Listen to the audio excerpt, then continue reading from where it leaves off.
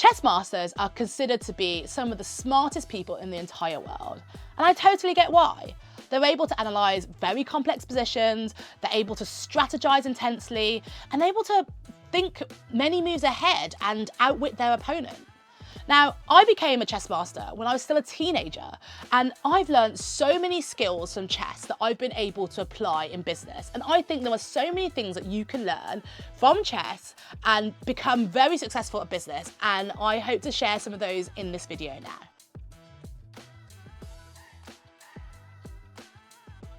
So chess has massively grown in popularity over the last few years, thanks to Netflix's Queen's Gambit, which, you know, I was not wanting to watch because I was like, oh, here we go, another show about chess.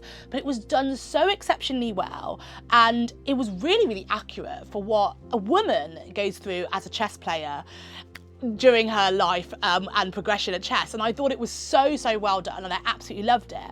And obviously it was really appealing to non-chess players because it was Netflix's biggest show at the time, which was kind of crazy to think about it as chess. And as a result, like, I've, you know, had so many more people come to me for chess coaching, and I now run chess workshops in corporates. I do chess strategy for business, and I do critical thinking exercises, and I also do my chess and wine evenings. And I don't think any of that would have happened if it wasn't for the Queen's Gambit, because there was also a lot of like sexism involved, and not many people would respect myself as a chess player because they thought women don't play chess. Ironically, fictitious characters such as Beth Harmon, thank you so much Anya Taylor-Joy for being such an amazing actor, portrayed this character so well that somehow women got such credit for being good chess players, and I absolutely love it. But you know, it's obviously not all because of the Queen's Gambit. Think about it. Every time you see a picture of strategy or an article about strategy, there's always a picture of chess. It's almost like chess has become synonymous with the term strategy. And so when people are talking about critical thinking or business and they're using strategy, there's often a chessboard. And there are so many reasons why chess is brilliant for business. And I'm gonna give you my top 5 skills that I teach and I think are brilliant for growing a business that you can learn from chess. Since we're talking about strategy, the first one is obviously strategy. Now, I think most people skip this bit when it comes to business because they just want to get stuck in. So there's also a whole trend now about death to the business plan. And I get that old school business plans may be a bit outdated, but I definitely think they're worthwhile to the extent of actually strategizing. Because how do you know how you're going to get somewhere if you haven't even decided what the destination is? And I think that so many people think, okay, I want to become a multi-million-dollar company, but then they don't work out how to actually get to the different bits. And they think that it's just one straight road. And strategizing is so important. Now, with chess, this is exactly what you need to do, and you get practice with it, because of course, the end goal is checkmate. Like I said, lots of people, the end goal is a multi-million-dollar company. But you don't just get checkmate like that. There's not just one way of getting checkmate. There are so many different ways. And also, are you going to be able to do it in the middle game? Are you going to go right to a long-term end game? Are you going to try and go some quick traps in the opening? You have to think about all these different things and the sort of things you want to do to be able to get there. Now with chess, the other thing is there's someone competing against you. They're going to try and stop your plan the whole time. So you need to be consistently agile and on your feet and be willing to adapt your strategy at all times. This is also applicable in business. You're not just doing it by yourself with nothing else going around you. There are competitors. There are people I've said in previous videos that have tried to sabotage me, but there are also other just players in the field or other external factors that you need to take into consideration. If you're not fully strategizing and having a plan, then you're not going to win. Even in chess, if you're sitting there and you're like, I have no idea what to do, you need some kind of a plan. Even if it's the wrong plan, even if it's just like done on poor decisions, but you just need some kind of plan rather than just dilly-dallying around, because otherwise your opponent's going to take advantage of the fact that you don't have a plan. It's the same as in business, you need a plan. And obviously you can't get help in the middle of a game in chess, but what you would do is afterwards, if you made the wrong decision, you could go find a chess master to go through it with you, and they can analyze it so you find a better plan next time. That's why you have business advisors in business. The next one is analysis. And, you know, again, you cannot play a chess game without analysis. If you're not paying attention to what your opponent does, then, you know, you're going to lose. And that's actually what happens a lot of the time. People make the biggest mistakes because they are only executing their own plan and they're not actually analysing what the opponents are doing. So many times I see people do this and they're just doing their own plan and the opponent's doing their own thing and they're not even looking at what their moves are. Now, this is the same in business. People are not analysing the data. We are so lucky we're in this era of so much data, but it can be overwhelming and people just ignore it. And I just find it baffling that people are doing things like digital marketing and not analysing the data. You have Google Analytics, you have social media analytics, you have email analytics, you have it everywhere, which tells you exactly everything you need to know to succeed. But I guarantee you that most people have never looked at analytics tab, they don't even know where to look at, and they don't know how to interpret it, even though that is all the information you need to skyrocket your sales and your business performance. And it's the same in chess. People have data everywhere and they don't analyse it. They're just going on a whim. Sure, you could get some creative ideas and it'd be fun, but that's not how you improve.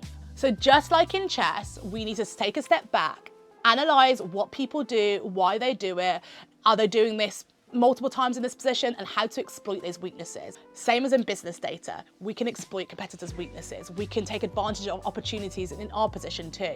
You do a SWOT analysis in business just as you do on a chessboard. Naturally, thinking ahead is something that everyone thinks about as a big superpower in chess. And, you know, people often say, oh, the person who could think ahead the most amount of moves are the ones who are likely to win. That's not quite the case, but obviously it is a great skill to have.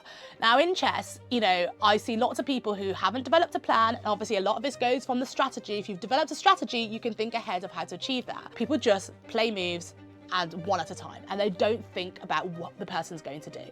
This happens in business all the time. People just do things short-term gain. They don't think ahead about what could possibly happen. Now, in business, you absolutely need to be thinking of different scenarios. If you were to do this action, what could happen? Not just one thing, not just saying, oh, that will happen. That will definitely happen. No, A, B, C, D, and often through to Z could happen. And you need to be able to know what to do in each of those situations. The next one is very similar, and it's a word that I love, and I love doing it in chess. And actually, weirdly enough, when I mention this word to people in business, most people have never heard of it. And it's not a chess term, it's just a normal English word.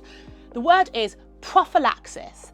I love this word. And if you haven't heard of it, essentially it means stopping something before it actually is going to happen. It's like mitigation. It's like what people are now talking about when COVID happened, because people never had this like crisis management.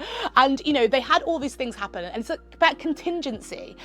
Now everyone talks about it because no one ever prepared for a pandemic. In chess, you see an issue, you see a weakness, you see an area where it could be a threat.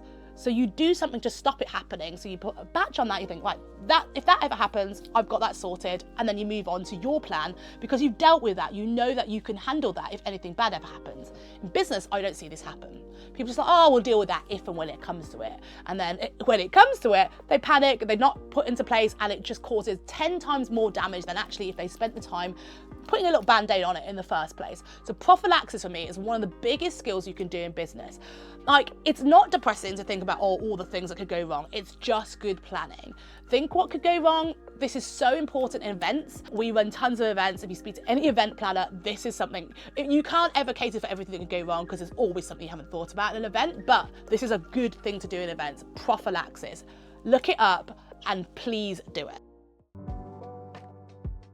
So the last thing that I want to talk about is concentration. Now, chess is one of the things that helped me be able to focus on something for a long period of time. I was such a distracted child, and, you know, I still have that now, but I am much better at concentrating on one thing. Now, chess gets you to sit there and analyze positions and really go deep, and allows you to focus on something. And that is a very big key thing in business too. I see people flitting between different things all the time. Ability to concentrate on one thing actually helps you succeed in that area.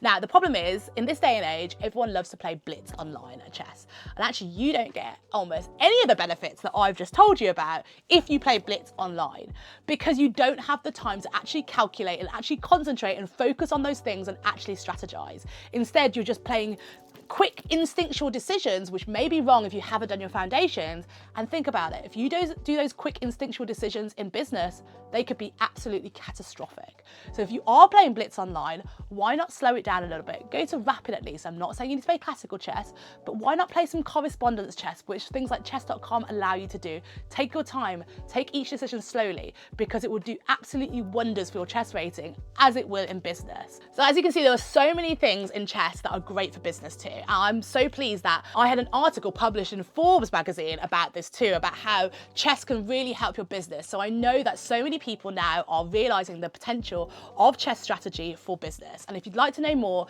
just let me know. I'm always here to answer any questions, and you can find me on all the social media channels in my links below. And I can't wait to hear how you have used chess to help your business grow.